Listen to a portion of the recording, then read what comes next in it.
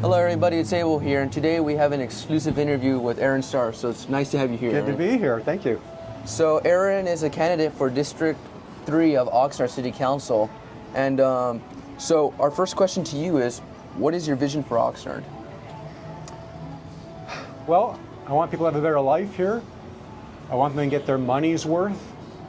I'd like to see the streets get repaired without going into debt to do so. I'd like to see us reduce homelessness. I'd like to see us prevent crime.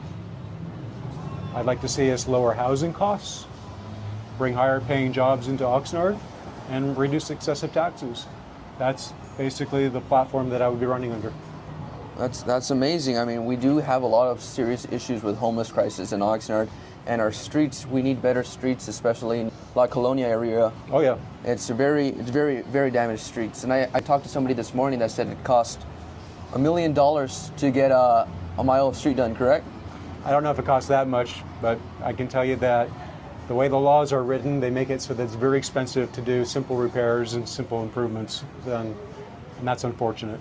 And as a council member, would you bring more eye to that? Would you make more people be able to hear about that? Like the laws are not working towards the people, and like in a way that everything's more expensive than it should be? Well, I'm more focused on local law rather than state law. There are problems with state laws today, but I try to operate within the scope, which is Oxnard. And I think our first problem is just not having a focus, a priority on streets.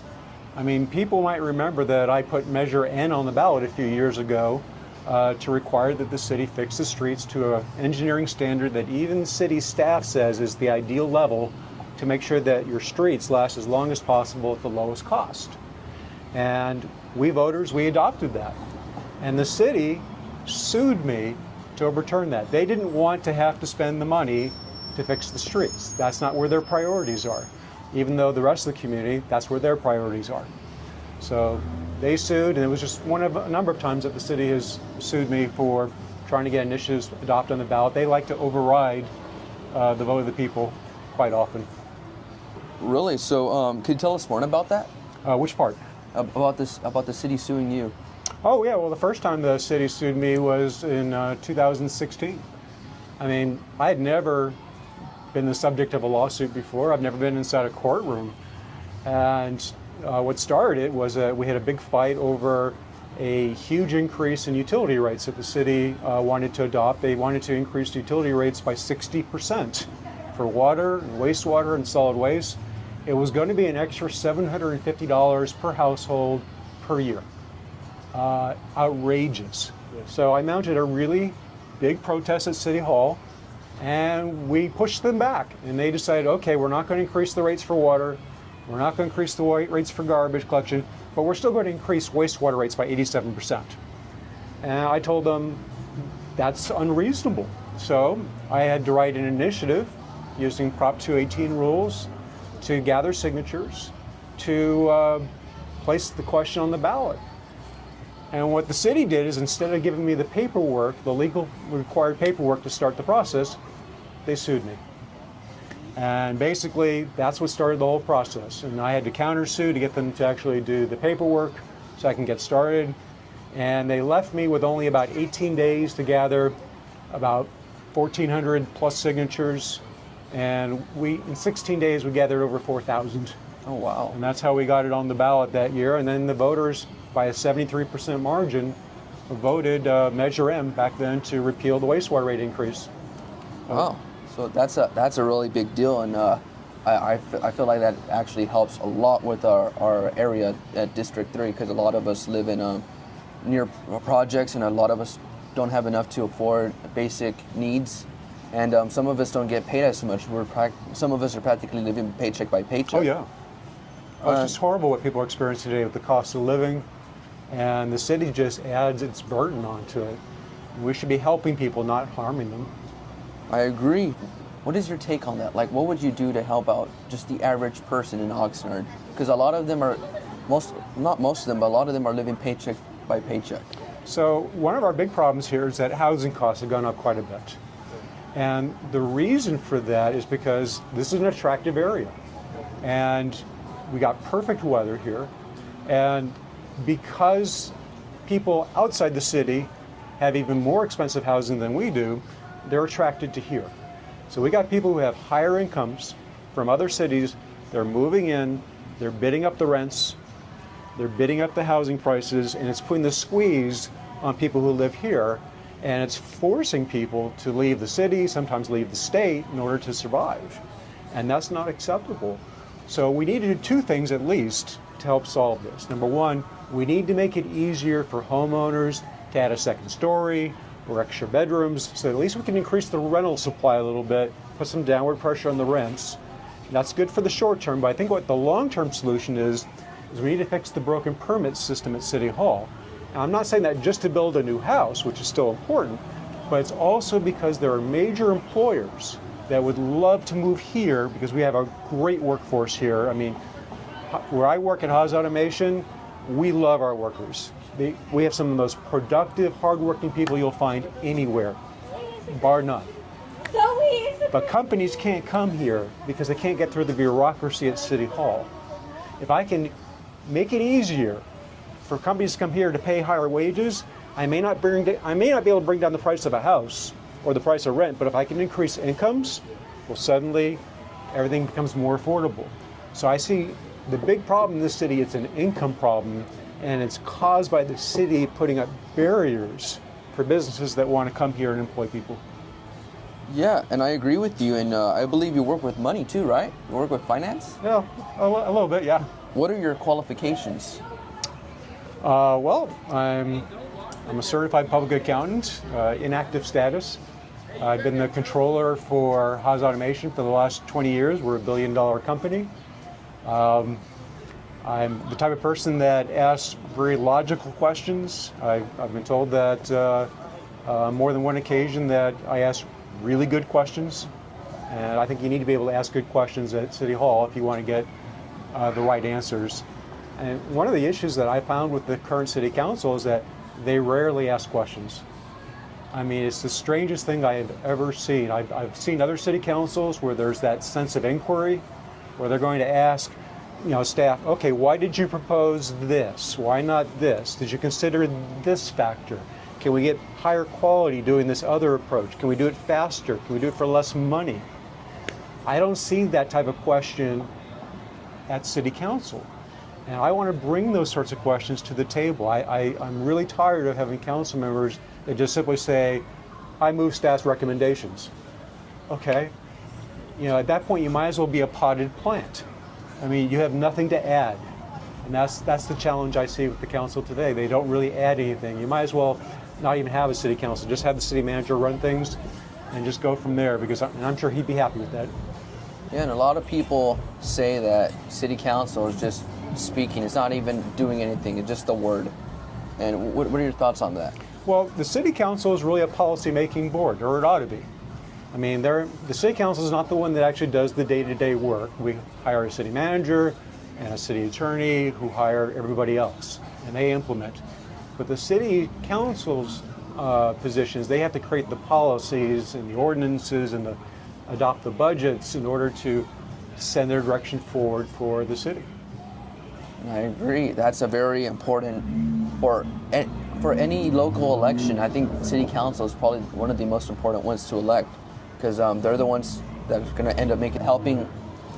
It's the closest experience that people ever have with government is their local government. I mean, most people are never going to meet somebody from the feds. Hopefully, you never get visited by the FBI or the DOJ. Most of your experience is going to be with local government, and that's where people feel it the most. They feel it when their streets are not being repaired. They feel it when the parks are allowed to just die off.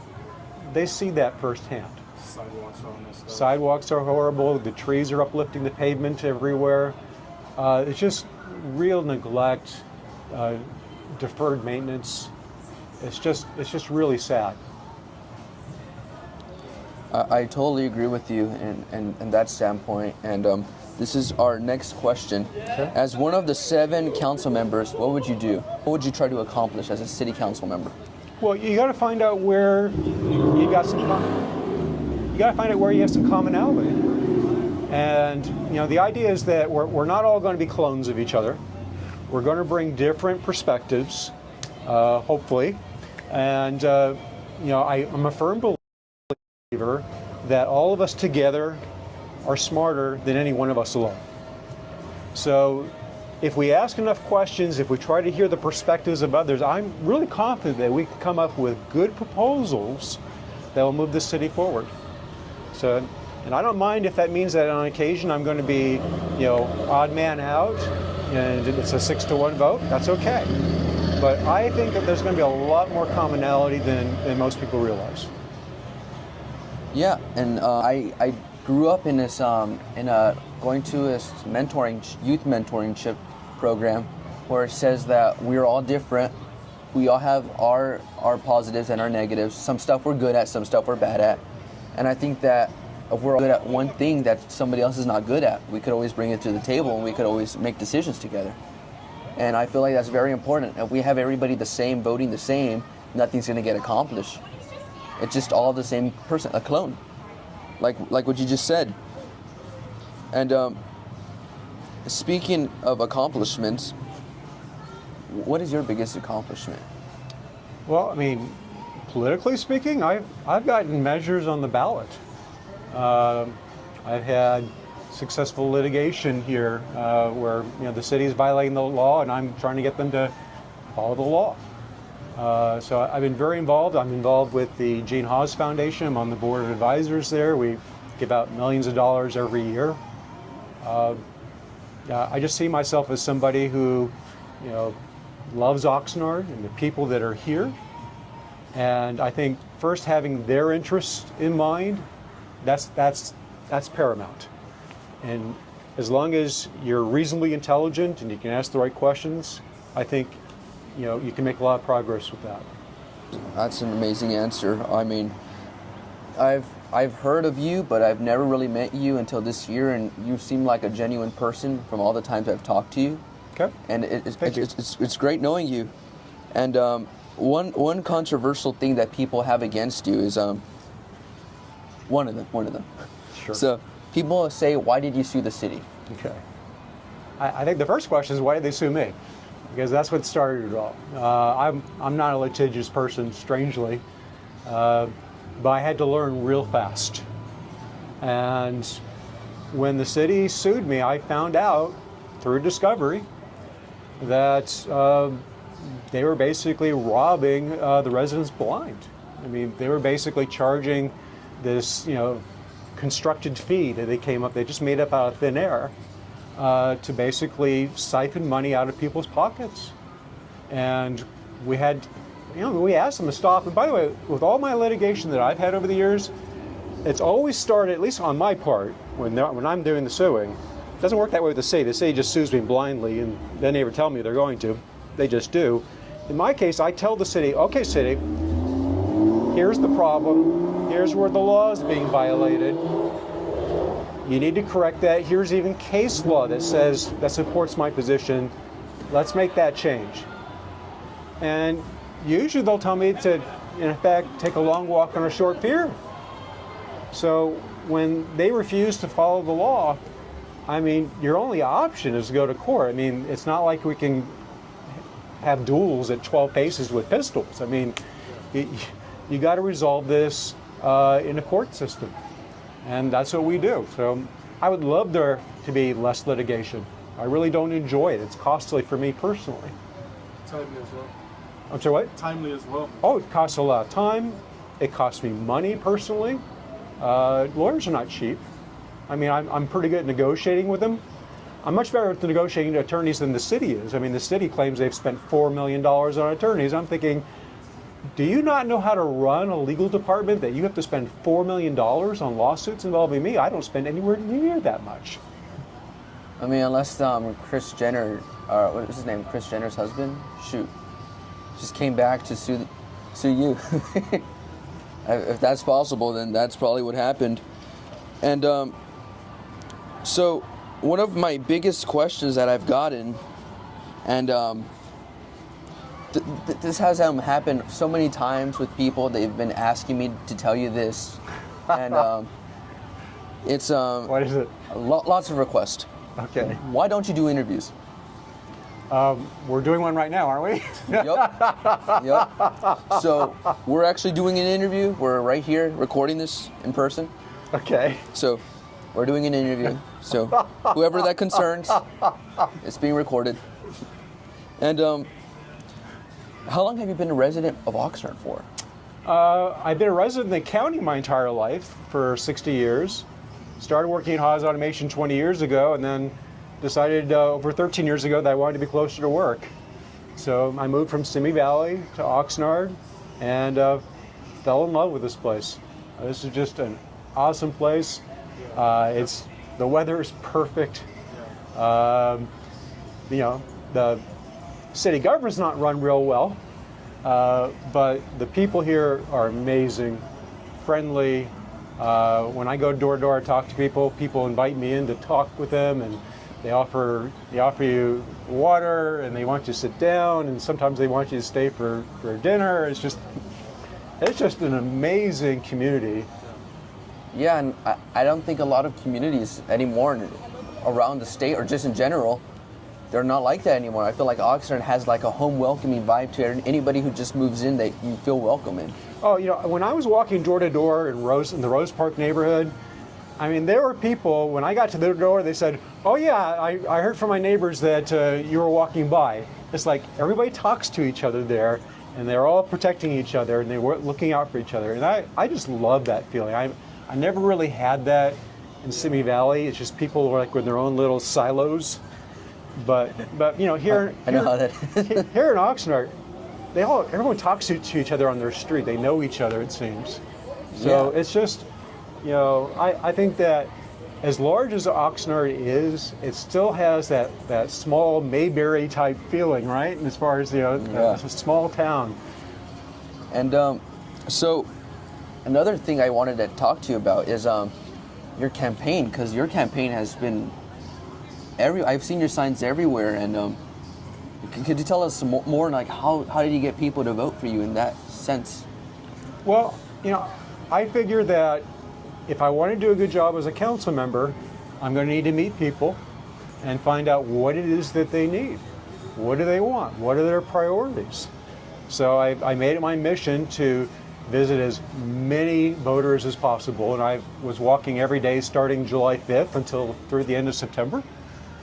And I managed to walk the entire district. I knocked on close to 4,800 doors, roughly. Wow.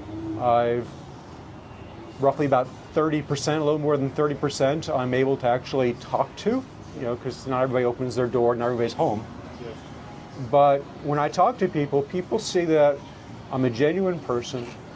I want their lives to be better. I'm listening to them. And I'm taking notes so I'll know what to do after the campaign's over, assuming I'm elected to office. So I think people really like that. People don't get an opportunity to really see candidates face to face. They only see their mailers or whatever advertisements they do. I wanted people to meet me face to face so they can size me up in person and not rely on some rumors on, some Facebook post somewhere, or just the normal, rumor mill you see out there. I wanted people to see what I was like in person. And because of that, people responded overwhelmingly in support. So that's why you're seeing signs everywhere. I've got, I think it's 982 signs at last count in people's yards. I mean, it's like roughly 1 out of every 6 or 7 homes has a sign. The only reason why I don't have more signs is because not everybody enters the door. Yeah, and I actually have a friend who was with Rico and I when we were doing interviews, and we just drove by, and he lives over there at Camarillo, and he's like, "Wow, who's this Aaron Starr guy?" And I said, "He's running for city council." He's like, "He's everywhere. Your whole neighborhood's full of them." So it was kind of I have to say, this is the first election I've actually seen a candidate's name literally everywhere I turn in my street. So I gotta say that's pretty amazing to see the work you've done talking to the voters in person, because we don't really get candidates like that anymore who are genuinely knocking on doors, asking what the concerns of the voters are and the concerns of the people are. Right. I mean, one of my concerns that I had going door to door is would I be able to talk to people who, felt more comfortable speaking Spanish? And what the nice little technological advance we've had in the last few years is that we now have devices that we can actually speak in one language, it translates into another. So I actually used a device so I could speak Spanish with people, and we'd have conversations back and forth where they'd speak Spanish, the device would translate into English for me, I'd speak English, it would turn to Spanish, and it's not as fast as just somebody who knows the language natively, but I think people really appreciated that I wanted to take the effort to actually communicate with people. And because of that, I've got many people who don't speak any English at all who have my sign in their yard, because they know that I'm somebody that is approachable, and one way or another, I'm going to figure out how we can communicate with each other. Yeah, and I say that's amazing because a lot of candidates from just in general, they only reach and target one audience and say, hey, I only want your vote. I don't want the other person's vote. I don't really care about you. And I find that really saddening from any person who's running on that kind of campaign. But you ran around houses asking the voters what their concerns are, even using Translate, which I know takes for a while to use. Yeah. And you were genuinely there with them, talking to them, telling them what issues are they struggling with, and you got their vote. I mean, and they support you. I mean, that must feel amazing, just knowing the fact that that little device could help you so much in your campaign. Yeah. Well, this is a very different campaign for me than in the past. I mean, when you go through life, you make lots of mistakes and you learn from them, right? Yeah. And hopefully you analyze what you've done and what you could have done better. And the one thing that I did during the last campaign in 2020 is I didn't walk nearly as much, but I did some analysis afterwards, and I figured out, the precincts that I walked were the ones that I won. Precisely because people had an opportunity to see who I was, what I stood for, and understood that I sincerely wanted to make their lives better. And this time I said, okay, I am just going to have to walk every single precinct. And that's what I did. So, think it's going to be a landslide? Nope. I think it's very difficult to beat an incumbent. So I don't think that an incumbent has been beaten in Oxnard since 2010, I think it was. And that was in the aftermath of the whole FBI scandal. And so, it's going to be a push. We'll see. I think my odds are better this time than last time. I think last time I lost by 10 percentage points or something like that. I think this. I say you got better odds. I think my odds are better this time, but I do recognize that incumbents have the advantage because people typically don't know who the other candidates are, and when you don't know who anybody is, you just vote for the guy who's there. First one up. Yeah, he's the person that's there, so you re-elect him. So I recognize that, okay, even though I have been to as many houses as I've been to, there's still a lot of people who have never met me. So it's going to be tough. It's not an easy job to defeat an incumbent ever. I agree. I mean, I've seen some elections where people have campaigned so hard, spent so much time in, and they lose by a small margin. And the person who's in office, they don't really do much. And that's in different states and different elections and stuff. And it's saddening. It happened in a race. I forgot where it was. I think it was in Michigan a couple years ago, where somebody was reelected, but they didn't really do anything, and their health was pretty bad. I think they died like 3 weeks into office. Oh man! So it was. That's awful. Yeah, it was pretty bad. No, I've spent hundreds of hours. I kept a log of the hours I walked every day. I walked, I think it was 378 hours. And that included taking time off of work, so I had to use up my vacation time. Oh man! In order to make sure that I could. It's a good thing I banked a lot of it ahead of time. But I used my vacation time and my weekends and my evenings to meet as many people as I can. I can typically go to about 12 to 13 houses an hour. and I'm able to have good, substantial conversations with people. And I think that people have seen that I've been working really hard for them now as a candidate. I think that gives them the confidence that they know I'm going to work hard for them as an elected official. No one's ever accused me of being lazy. I agree. I mean, you're probably one of the only candidates I've seen going door to door, knocking house to house. My whole community, my whole neighborhood, my whole district. You're the only candidate I've seen knocked on my door who is asking about concerns. And so, speaking of your campaign, somebody said something that you got $50,000 outside of the hometowners. I think he's talking about the $50,000 that I put into my own campaign. Yes, so people are saying that you took money from outside sources of the city. Outside sources, what does that mean? I mean, basically, that the biggest donor to my campaign is me. So I've heard people say, oh, Aaron Starr can't possibly be putting his own money. He must be somehow funneling in from somebody else. And like, no, I make a very good living. I save my money, and an election comes up once every 4 years. I can save up enough money to put in a significant amount of money into a campaign. It's not that big a deal. Well, that kills that case. And what made you want to run for office this time around? Because you ran in 2020, correct? Yeah. So what made you want to run again? This is one of my biggest asked questions.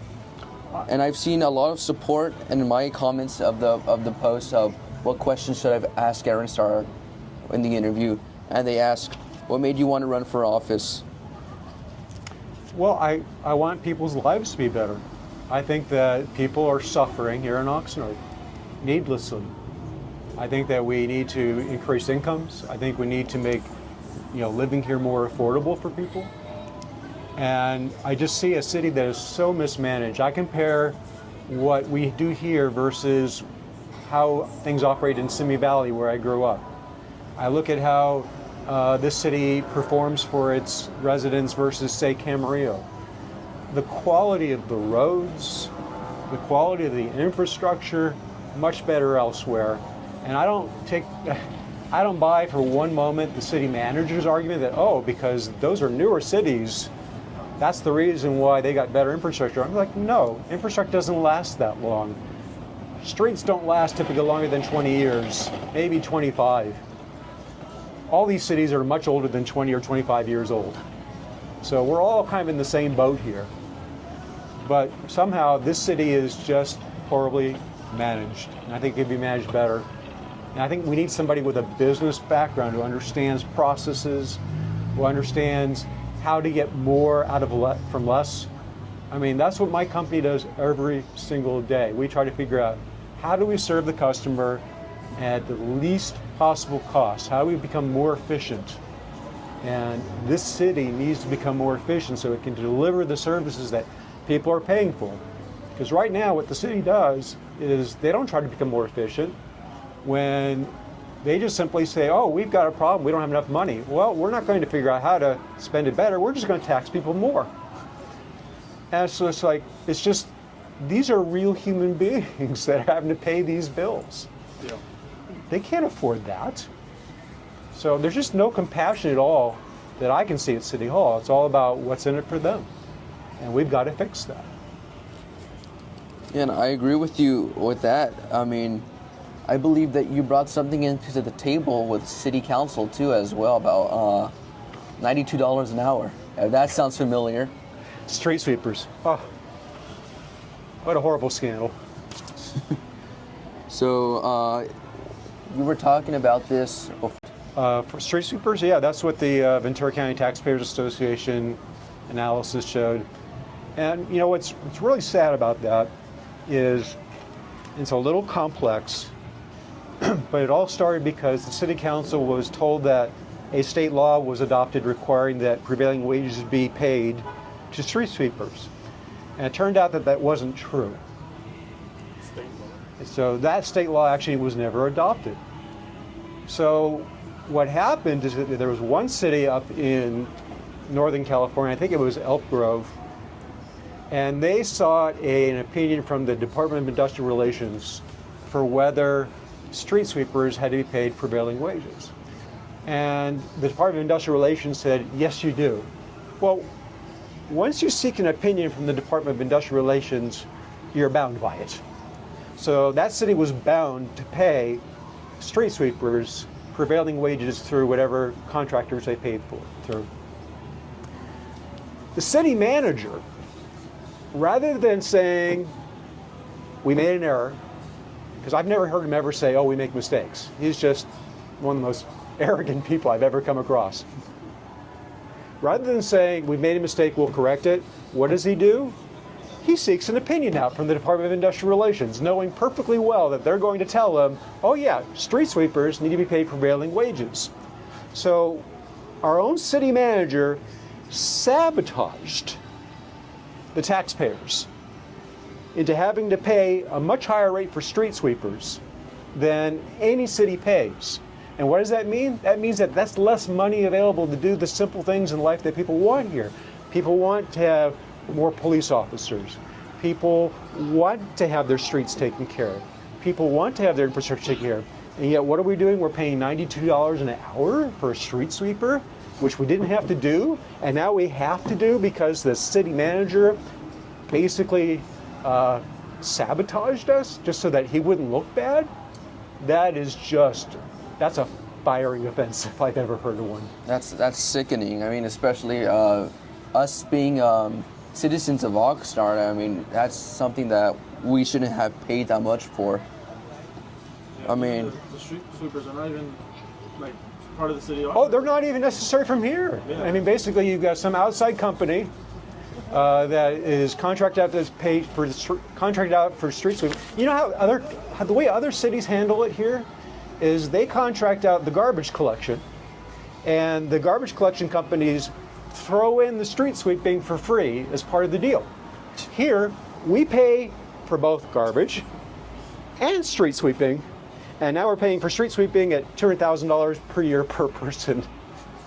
It's just absolutely nuts. That's more than I get paid a day. that's just crazy. So somebody asked, is it true that you try to convince Oxnard voters to vote on Measure F to pass? The Oxnard Permit Simplicity Act? Yeah. I believe so. I wrote it, so of course I'm going to ask people to vote for it. So could you tell us more about that? Sure. So the Oxnard Permit Simplicity Act is modeled after a system that was invented in Phoenix, Arizona. And what it allows people to do is it streamlines the permit process so that it's possible to get a permit in a single day. And by the way, that was one of the big complaints that I've heard on previous campaigns is just the horror stories that people go through to just do a simple upgrade to their homes. I hear horror stories about businesses that want to open and they can't get tenant improvements adopted.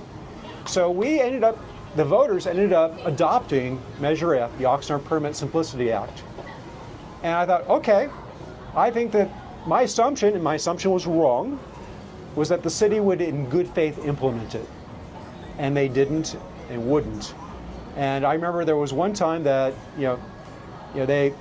what they would do is they would schedule the class to be part of the program, but they'd schedule it only a week before, not let anybody know that the class exists. It's deeply buried on a website somewhere. And they did everything they could to keep people from participating. And they still do to this day. And I had one time where in the week or so before the class, I just happened to be, we happened to be calling up contractors to get them to be involved with the process and architects. And we had them calling in and just right in that window where you think, okay, now they're gonna have to hold the class.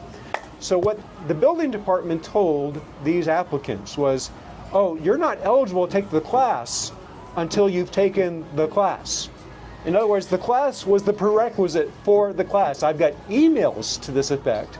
So, I'd love to hear the city manager talk about, oh, this is a boondoggle. I said, no, it was sabotaged by you guys. You refused to implement it. And if I get on the city council, I'm going to be basically screaming to high heaven that this needs to be implemented because the voters adopted it. And you have no right to defy the voters. They are our boss. They are the bosses here. And sometimes you do what your boss wants, even if you don't agree with them sometimes, right?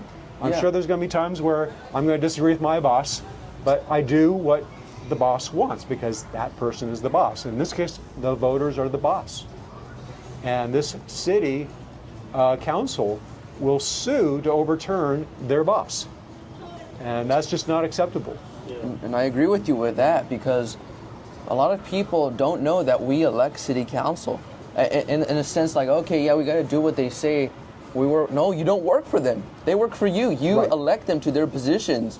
Right. And a lot of people just don't see it like that. They're afraid of them because they think they have more power, which they do in the city wise. But we give them that power. We elect them to help us make bills and stuff. A lot of people just don't understand that, and I feel like that's very important. It's like propositions.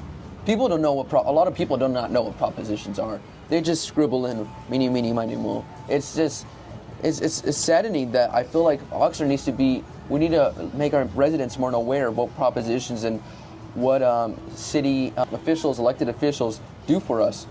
Because a lot of them, I feel like people think they have too much power over them, and people can't do anything. But people don't know they elect them. And we got 3 more questions for you. Okay. And this is a crazy one, a hard one. Okay. Most asked question. Are you ready? Okay. Do you have a dog? No, I do not have a dog. That ends that question, and Okay. we got 2 more. Cat? Nope. Any pets? Nope. No pets. No fish? No fish. So what questions should I have asked you for this interview, in your opinion? I thought you did a great job. Thank you. I appreciate it. I really do appreciate it. And what would you like to say to the voters and the people watching before we end this? I'd like to say, don't just accept what you hear on the internet, because sometimes it's just not true. Just, if you have a question for me, call me up. My phone number's everywhere. You're welcome to ask me questions. I'm the type of person that I'm pretty accessible, and I think you'll be very happy with me, working for you. So I hope I'll have that opportunity to work for you. Well, thank you. Thank you, Aaron. Thank you.